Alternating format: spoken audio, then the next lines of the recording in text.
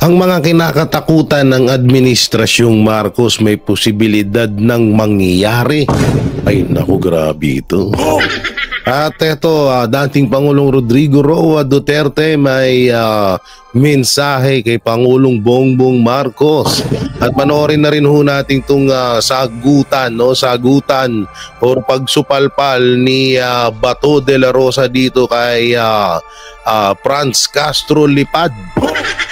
At dito nga ay nasupalpal talaga siya at baon na baon hanggang sa ngalangala. Ngalangala talaga. Grabe. No? Hindi alam nyo itong isang papanorin natin about sa yung kinakatakutan ng Administrasyong Marcos na may posibilidad na talagang mangyari. 'Di ba? Alam naman natin na lahat ng ginagawa nila ay talagang isang malaking kasiraan lamang sa mga Duterte at wala naman talagang sapat na patunay at katotohanan. Lahat naman yan ay isa lamang propaganda para sirain ang pangalang Duterte, no?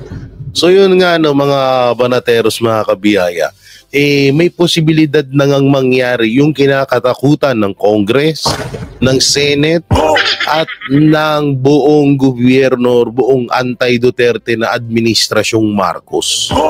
Eto na nga, nagdeklara na talaga. At alam ko naman na talagang mangyayari ito dahil ito yung pilit na pinipigilan ng mga anti-Duterte. No, at tayo naman nahi-excite lang talaga.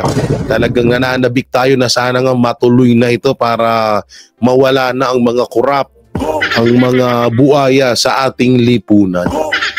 Samantalang may mga papanoorin ho tayo dito. Alam nyo, patindi ng patindi ang mga kaganapan, papalapit ng papalapit ang senatorial candidate at maraming ang mga survey na mga lumalabas. At ngayon nga ay nangunguna nga daw etong si Erwin Tulfo at syempre nandyan din yung kapatid niyang si Ben Tulfo. Oo, at syempre si Pastor Bongo Bato de la Rosa at iba pang mga, ang pinagtataka ko dito ba't nakakapasok to si Kiko Pangilinan. Siguro baka dati baka mga fans to ni balutin mo ako. Gago! Balutin mo ako ng hiwaga ng iyong. Hindi ko mabalik boses ko. So ito na nga mga banateros, mga kabiyaya, no? Ito, panoorin ho natin itong mensahe ni PRRD kay Pangulong Bongbong Marcos. So ito po at panoorin ho natin. May pinaabot na mensahe si dating Pangulong Rodrigo Duterte kay Pangulong Bongbong Marcos. In this coming election, I hope that the President, kung marinig niya ako, bigyan na lang tayo ng, sabi ko, a fair shake o ba patas ng ang laban. Wala lang, he will not allow, kagaya ko noon, nagprangka-prangka ako sa mga tayo, nung na huwag kayong pumasok sa takutan, huwag kayong subayan. Sinabi yan ng dating Pangulo sa National Coordination Meeting ng Partido Demokratiko Pilipino o PDP laban sa Davao City. Mahigit isang linggo bago ang simula ng pangangampanya para sa eleksyon 2025. Dinaluhan ng mga senatorial aspirant ng partido ang naturang pagtitipon. Wala pang pahayag ang Pangulo kaugnay sa sinabi ni Duterte. Yung kay yung kay tawag dito, yung kay Dan Fernandez nga paanong napakaganda naman ng mensahe ni dating Pangulong Rodrigo Roa Duterte, no? Ni Pangulong Duterte. Ang ano lang dito, ang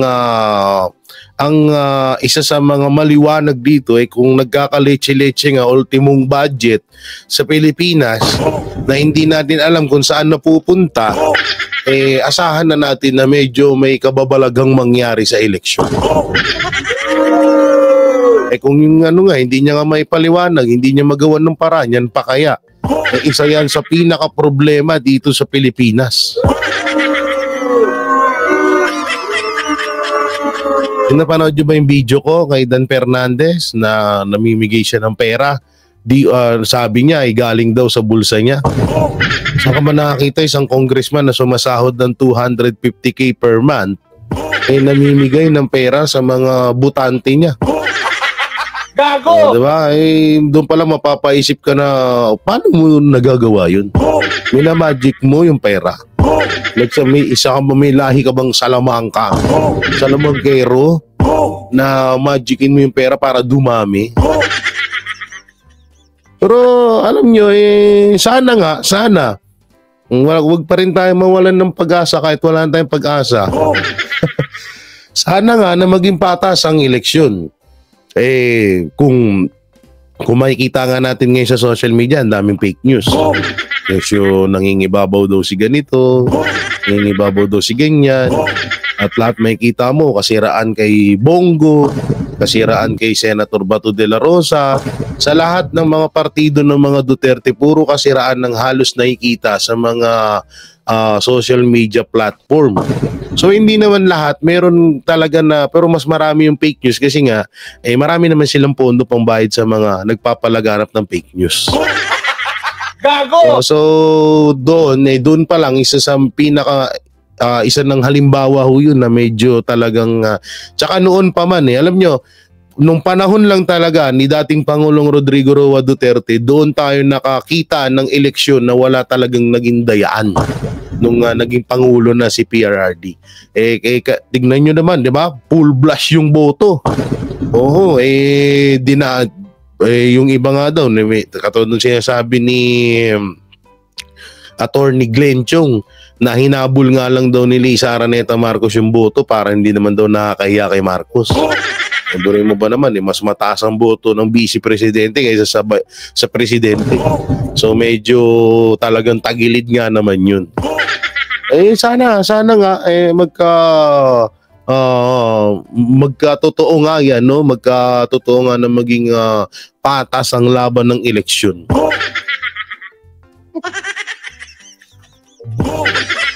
Samantalang panoorin ho natin itong sinabi ng isang congressman, the Young Gunners. The Young Gunners, impeachment complaint versus BP Sara Duterte hindi tatalikuran ng mga kongresista. Sige lang. Hindi naman kami yung nasisira, kayo naman. Hindi naman kami yung nasisira, kayo naman So push lang. Ito, panoorin ho natin sasabihin ni One Rider Partly sa Gutierrez. Katabi niya pa rito si Zamora. Okay, play. But we will not shy away from our constitutional duty. If it is endorsed, ako personally, I will be attending that committee as a member of Committee of Justice, and I'd like to see that through. 2 buwan nang nakatenga sa tanggapan ni House Secretary General Reginald Velasco ang unang 2 impeachment complaints na inihain laban kay Vice President Sara Duterte kaugnay ng paggastos nito ng confidential funds. Kaya naman ngayong araw ng Biyernes, January 31, kinalampag na ng endorsers at complainants ang Kamara sa pamamagitan ng kabi-kabilang kilos protesta. Pero ayon sa mga kongresista, hindi nila tatalikuran ang mandatong aksyonan ang impeachment complaints. Ito ay oras na mai-transmit na sa tanggapan ni Speaker Martin Romualdez at mai-refer sa House Committee on Justice. Kating-katin na yan, no? Kating-katin na yan, no? Tignan mo yung uso, haba, oh. Gago! Tingkatin na maging presidente, ano? Uy, ako'y may napanaginipan. Ito na naman tayo. Ako'y may napanaginipan na kapag natuluyan na nga daw i-impeach si BP Sara Duterte at naging Vice President ni Marcos etong si Romualdez, para daw parang sa panaginip ko, parang may mangyayaring sundutan. Parang may mangyayaring ikakagimbal ng buong Pilipinas. Na parang sa Romualdez ang magiging presidente na at maitatalaga niya na ang pagiging prime minister. Yun ay panaginip lamang. Panaginip lamang ho yun, ha? Wala ang katotohanan yun, isa'y panaginip lamang. Pero alam naman natin kating-katin na to Alam natin kating-kating na to si Romualdez eh. Oh. So, gusto na maging vice president ito. Gusto na maging presidente niyan. Alam ko naman kasi, isipin nyo Maigi, mahaba pa ang, tumatakbo sila sa dalawang plano. Plan A and Plan B. Na Plan A, pahabain ng issue ng AJK, confidential fund, impeachment complaint, ano pa ba?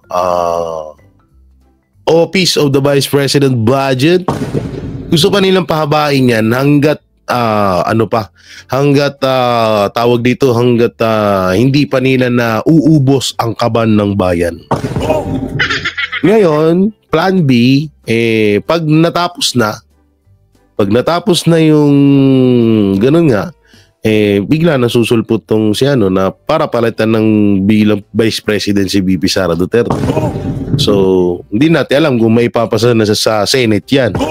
Kaya nga, gahol ho lahat ngayon. Ito nga, 'di ba?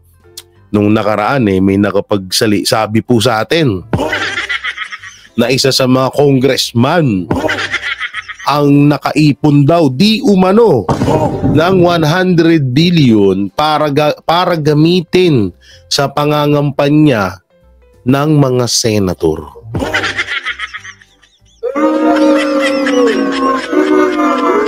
So yung sabi-sabi lang naman yun, wala pa rin kasiguraduhan.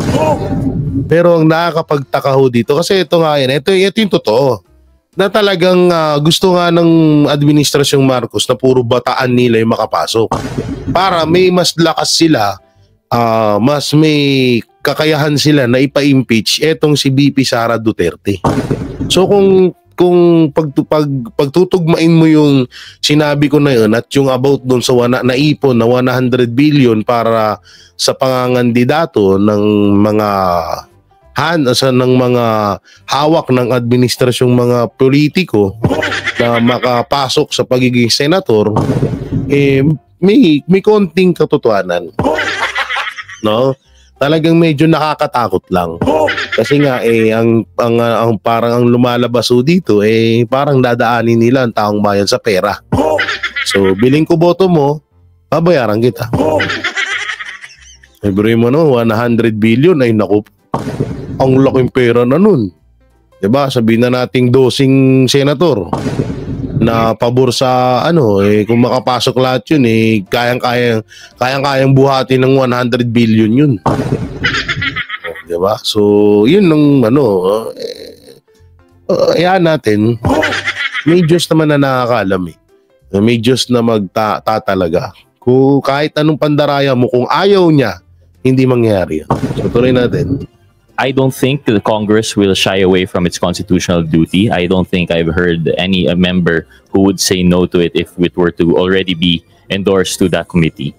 To be honest, whether you're in favor or against the impeachment, Congress really has to act upon an impeachment complaint. So at the end of the day, we'll really check the merits of the case. Titimbangin namin, so to speak. Gayunman, aminado ang ilang mambabatas, malaking hamon ngayon para sa Kongreso ang panahon. Ito ay lalo na't marami rin sa mga kongresista at senador ang abala na para sa paparating na midterm elections.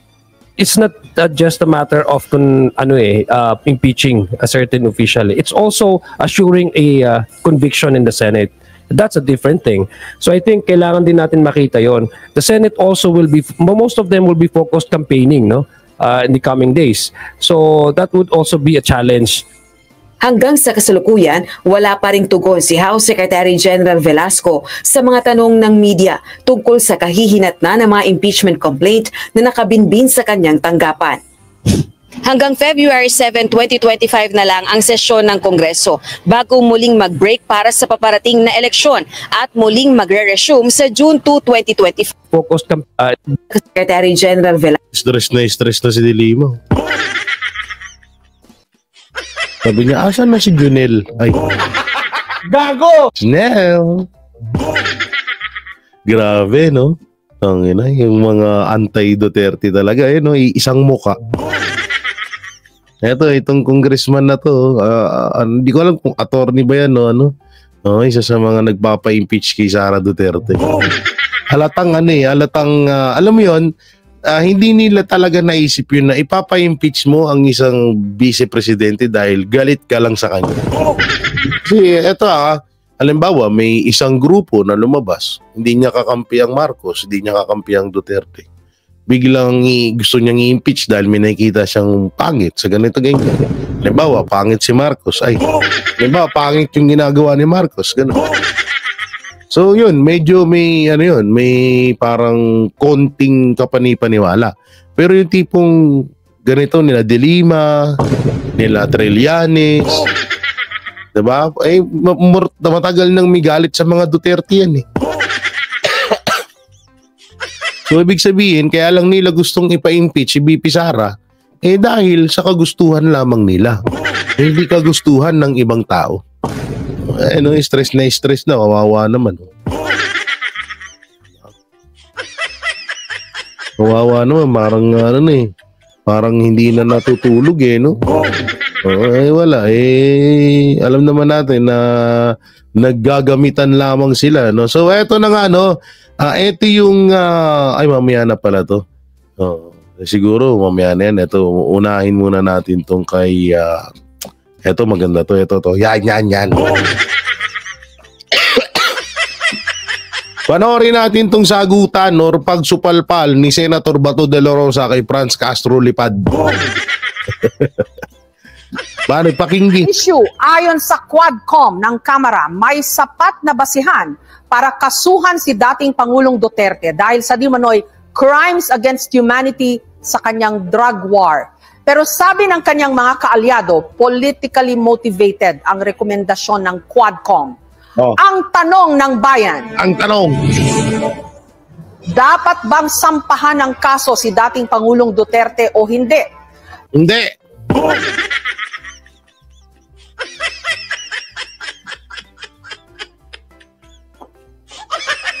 Okay, so tignan natin mga bumoto, yes or no. Itaas na po ninyo. Eto, ang mga nag-yes, Castro, siyempre. Mga kaliwa, Di Guzman, siyempre. Espiritu, siyempre. Arellano, siyempre. Casino, siyempre. Ramos, siyempre. Mendoza, siyempre. At ito naman yung mga si Bondoc, Rodriguez, De La Rosa, Kerubin, and Martinez. So play natin. Ang inyong mga boto, yes or no? Daming yes, Daming kupal, Gago! Sorry. Ang daming kupal lang.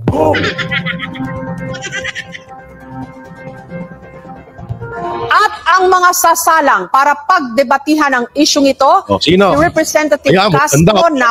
Gondo naman na Franz Castro dito, dinaan ka palang make-up, Okay lang, burol. Ay, sorry. Joke lang. Umidyante nga, di ba? Pabor sa panukala. Conditional naman ang tugon ni Senator. Dapat lang kasuhan. Ito na. Grabe. Yung kapal ng makeup. Gago! Wala man lang napili si Castro na damit. Panglibing na to, Gago! Diba? Ito, yung suot ni Castro, halos babae, lalaki lang susuot niyan. Hindi man lang para katuloy naging puppet. Parang naging puppet tuloy si Castro. Hindi man lang bumili ng maayos-ayos na damit na bukas yung dito. So, parang pinatong lang yung ulo niya. Okay, ito yung sabi ni Castro, pakinggan. Dapat lang kasuhan si dating Presidente Duterte. Bakit? At long overdue na ito. No. Pati yung mga kasapakat niya at nag-utos sa pagpatay sa war on drugs. Libo-libo ang pinapatay ni Duterte, pero wala pang napapanagot. Kaya kailangan talaga ng hustisya ng ating ng ating mga mamamayan. Sinasabi natin dito na dapat ay yung kaso na ito ay matagal na, pati na rin. Ayan na, sinabi niya. So, eto na yung bawi ni Bato. So, bago muna doon, Dito, Franz Castro, kung ako lang kadebate niya, paano mo nasabi na libo-libo ang ipinapatay? Kasi iba yung pag sinabi mong ipinapatay, ibig sabihin, inutos. At asan yung ebidensya na yun? Na inutos or ipinapatay or namatay or pinatay ni Duterte. So wala, di ba? So dapat may kaso yun. Pero may kaso ba kay PRRD? Wala naman. So ito yung sagot ni Senator Bato. Siguro. Siguro lang pala eh. Hindi wala ka palang kasiguraduhan. Mr. De La Rosa, Ang sagot ko dyan is conditional, no? Hybrid. Pwedeng yes, pwedeng no. Yes, in the sense na nobody is above the law. Kapag mayroon siyang nagawang kasalanan, kasuhan natin. Tama, yun. Ito yung kinaganda rito kay Bato. Totoo naman yun eh. Kung mayroong nagawang kasalanan, si dating Pangulong or si Pangulong Duterte, karapat dapat siya kasi ano natin yun batas natin yun, kailangan niyang harapin yun. At noon pa man sinasabi na ni dating Pangulo na alam niya naman na maraming magkakaso sa kanya pagtapos ng termino niya. Di ba biro niya pa nga nun, magkatabi dapat sila ng selda ni De Lima. Alam ni PRRD yun. Pero ang tanong kasi dito, may karapatan bang kasuhan? May karapat dapat bang kasuhan si dating Pangulo? So ang ganda ng pasok dito ni Senator Bato Pero kung wala naman siya nagawang kasalanan, huwag mo siyang kasuhan base doon sa kaso ng ibang tao. Because guilt is personal. Huwag po nating ipaangkin kay Pangulong Duterte yung kasalanan ni Ninja Caps. Kaya po, after 3 years, na tapos na sa pag-ulo, walang kaso. meron ho naman... Ito naman ang pain ni Senator Bato. Alam nyo, yung sinabi ni Senator Bato, is pain yun kay Franz Castro na hindi niya agad natunugan. Bobo eh. Gago! Wala, tulunggis eh. So eto, tingnan niya ang sagot ni Castro. Pasok! Kayo ngayong 15 seconds para mag-react po kay Senator De La Rosa. So, mismong siya, si President Duterte, ay umamin na pumatay siya ng tao. Kaya kailangan siyang kasuhan. At ito, sino ba yung nagdisenyo ng mga policy na ito? Siya rin. At nag-cause ng pagpatay. Maging si Senator Duterte, Senator Bato ay dapat kasuhan. Ma'am. Yan na, eto na. E di kumagat siya sa pain ni Senator Bato. Eto na ngayon yung pinaka-reverse ni Senator Bato. Pakinggi. Tangina, wow dito, walkout ako eh. Ngayon na, pagdugtungin natin lahat ng sinabi ni Castro. Gigil na gigil kang kasuhan si Pangulong Duterte at ako ng mga kaso na hindi mo kami maliling. Kumusta na po yung conviction mo sa kasong child trafficking?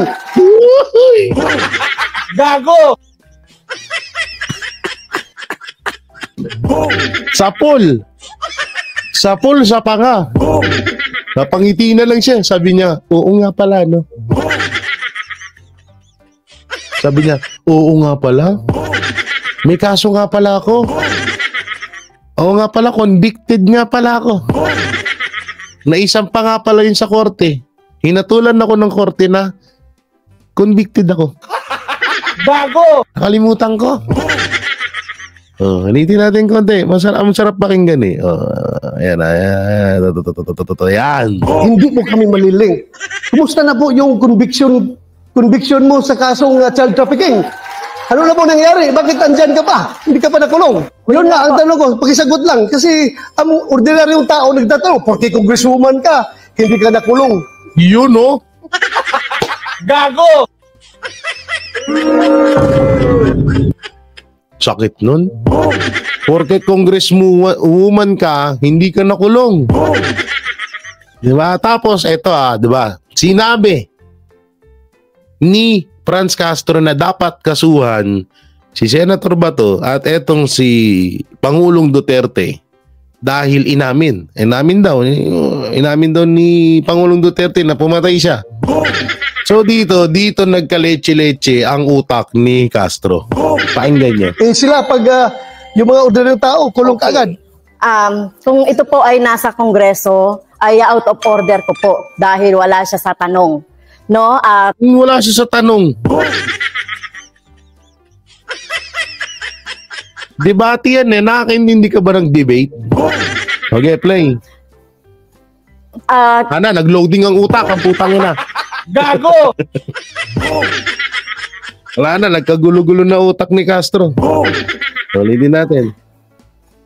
At ang ginawa po natin na pagre-rescue, tama lang po yung ginawa ko na pagre-rescue sa mga teachers, sa mga bata na biktima ng mga harassment, intimidation at threat doon sa sinasabi ni Senator Bato na kaso. So kung sino mang mga teachers gagawin yon, no, yung ipagtanggol at sagipin yung ating mga teachers at mga estudyante. So tingin ko po ay walang mali doon sa ginawa po natin doon sa kaso. Wow! Walang mali pero hinatulang kang guilty, hinatulang kang convicted. Gago! Walang mali doon. So ibig sabihin mas tama ka kaysa sa batas. Mas tama ka sa Supreme Court. So ibig sabihin mas kailangan ka namin paniwalaan kaysa sa korte, ganon. Mas magaling na pala si Franz Castro kaysa sa korte niya.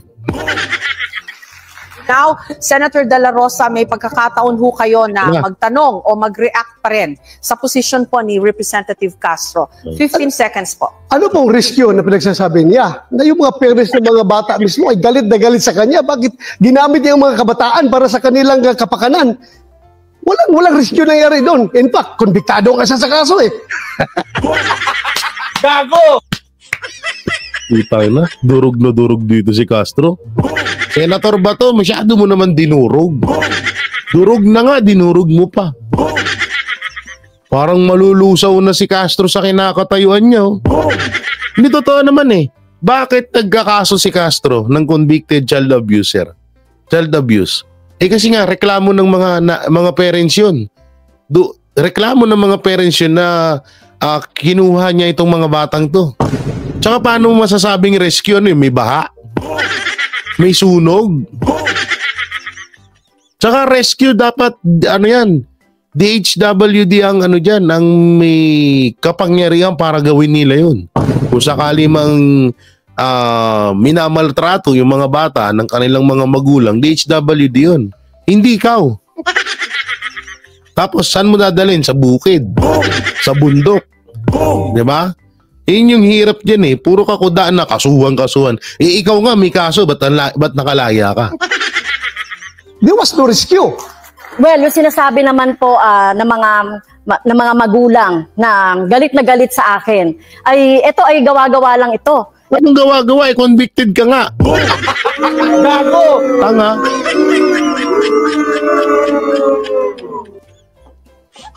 Ano gawa-gawa yun ni convicted ka nga, Franz? Ito naman to, ginagawa mong tanga ka eh. Gago! Itong mga magulang na ito. So kung titignan natin yung mga magulang ng mga bata na talagang involved doon sa pag-aaral ng mga bata doon sa Lumad School, ay talagang nangihinayang sila doon sa pagsasara ng mga eskwelahan ng mga lumad. Dahil alam naman natin, kulang talaga no, sa serbisyong pang edukasyon ang mga lumad. So talagang sila ay hinayang na hinayang at sinisisi ang gobyerno. Wow! Gago! Wala na, layo na ng sagot niya. Naging Don Solueta na. Paano sasabihin gawa-gawa lang eh, nakasuhan ka nga. Convicted ka nga eh. Tarantado ang puto. Convicted ka nga eh. Paano sasabihin mong gawa-gawa lang na yan? Gawa-gawa lang yung mga nanay. No? Sira ulo.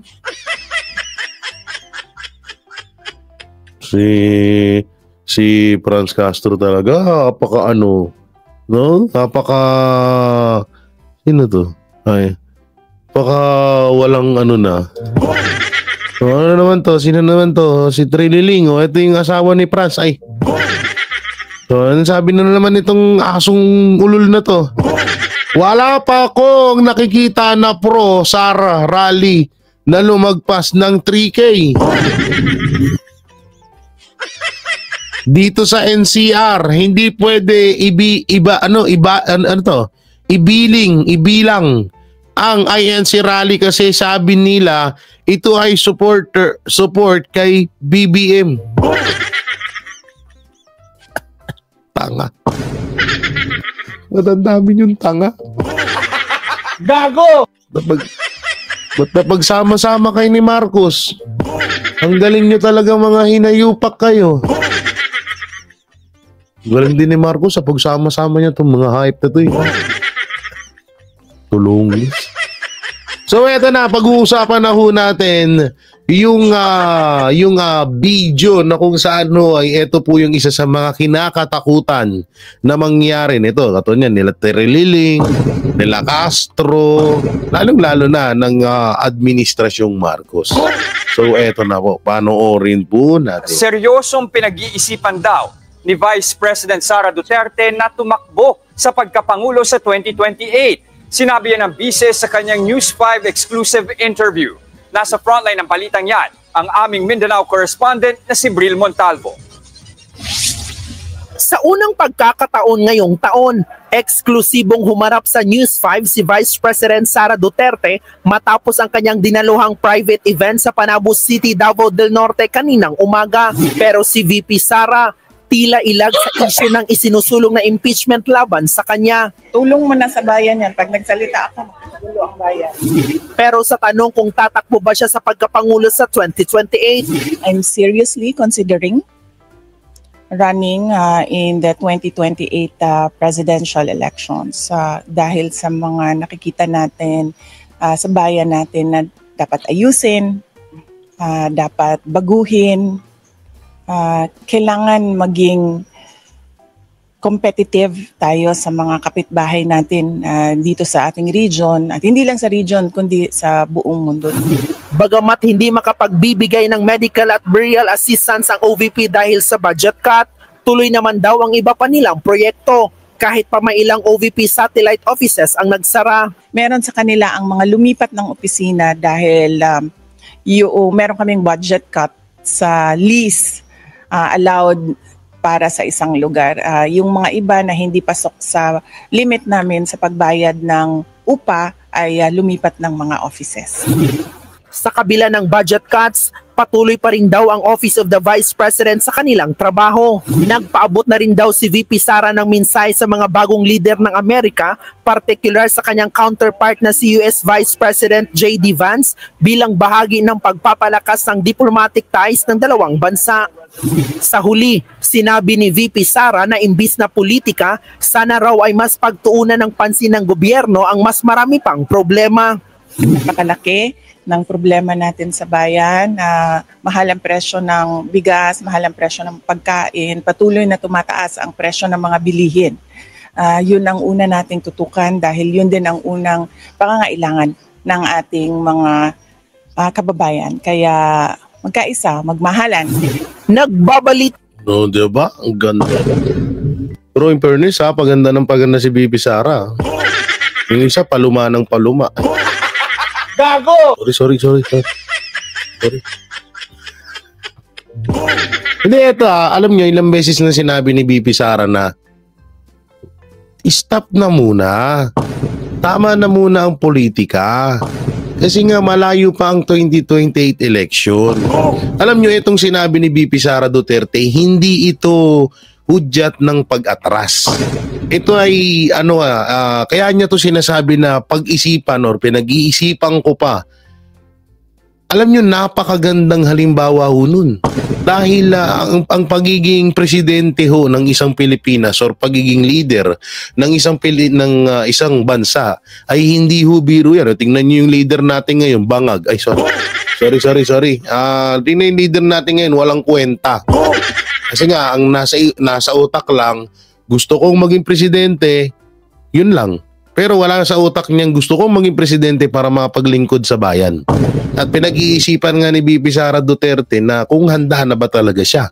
Dahil nga, di ba, ultimong si dating Pangulong Rodrigo Roa Duterte, hindi niya rin alam at hindi niya rin gusto na tumakbong presidente ito si VP Sara. Dahil nga, ultimo siya ay nahirapan din talaga nung panahon na naging presidente siya. At hindi talaga biro ang trabaho ng isang presidente. Yung presidente ngayon, medyo sarap buhay. Rich kid Gago! Richie Kid kaya ganun eh. Hindi itong sinasabi ni BP Sara na to, hindi po ito isang hudyat na or isang na pag-atraso. Alam niyo, napakaganda ho nun na talagang mas maganda rin yun na pinaghahandaan ng gusto. Kasi una, bukod sa wala na talagang pera ang kaban ng bayan pag naging presidente na si BP Sara, dahil nga uubusin na ng administrasyong Marcos yan. At obvious naman, tingnan nyo lang sa Bicam scandal, di ba? So, napakaganda ho nun na talagang hindi ka yung tipong hindi basta-basta naman kasi talaga ang pagiging presidente. Hindi porket gusto mo lang maging presidente dahil gusto mong yumaman, go ka na agad. Alam nyo, maraming kailangan pa pag-aralan katulad niyan. Lahat ng katanungan kay Marcos, wala siyang alam. Ultimong bagyo, may mga nabagyuhan sa Bicol, saan mang lugar dito sa Pilipinas, hindi niya alam kung paano tulungan. Kasi nga hindi pinag-aaralan at hindi pinag-isipan. So, etong sinabi ni BP Sara ay hindi ito pag-atras. Ito po ay nagsisimbolo na talagang may magiging magandang kakahinatnan na naman ang Pilipinas sa darating na 2028 presidential election. So, medyo magtitiis pa tayo ng ilang taon. Baka pagdating na yun, butot balat na tayo dahil nga sa hirap ng buhay ngayon at sa mahal ng bilihin, sana ay medyo kumapit lang tayo ng mahigpit. Baka maging walking dead na tayo, no? Pagdating ng 2028 election kasi ubos na yung pera ng parang magiging Africa na tayo. Sobrang hirap ng bansa natin. Baon na sa utang bali-balita nga ngayon na may nauutang na naman itong Office of the President. Anak ng teteng, utang ng utang, tapos wala naman napapakinabangan ng mga Pilipino. Kaya itong na to, alam nyo, ito rin yung isa sa pinaka hinahadlangan ng mga anti-Duterte na wag mangyari, syempre. Obvious naman ngayon, di ba? Pero ika nga ni BP Sara, malayo pa ang 2028 election at sana magtrabaho muna tayo, magserbisyo at yun talagang isa sa pinakamalaking talagang dapat pag-anuhan ng presidente ay yung kung paano palaguin or gawing masagana ang bansang Pilipinas. Kaso ngayon, puro Duterte. KJ, she's lying. Gago! Puro ganun lang makikita mo sa presidente, wala tayong magagawa doon. So yun mga banateros, mga kabiyaya, nung may kukomento nyo sa mga napag-usapan natin, comment nyo lang po dyan sa baba. At syempre, don't forget to like, share, comment, and subscribe sa ating YouTube channel. Paipindot na lang din po yung bell button para lagi kayong updated sa ating mga video araw-araw. So yun, maraming salamat. Ingat po kayo palagi. God bless and peace and bye-bye. Yan ang banateros, walang inuurungan. Pag tama palakpakan, pag mali ay babanatan. Yan ang banateros, boses ng ordinaryong Pilipino. Banateros ay walang makakaawan, walang inuurungan. Banateros ay tinutulungan.